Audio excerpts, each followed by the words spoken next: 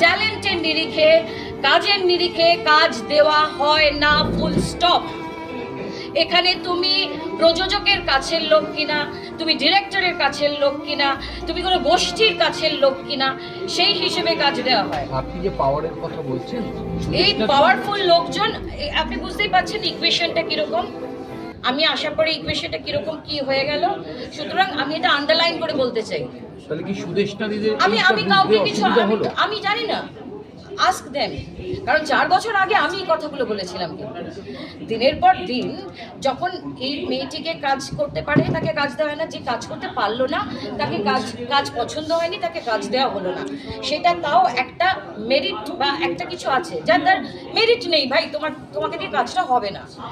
কিন্তু যার মেরিট থাকা সত্ত্বেও তার এখানে কোনো বডি নেই, এখানে অ্যাক্টর অ্যাক্ট্রেসদেরও কোনো বডি নেই, কারণ অ্যাক্টর অ্যাক্ট্রেসরাও নিজেদের মধ্যে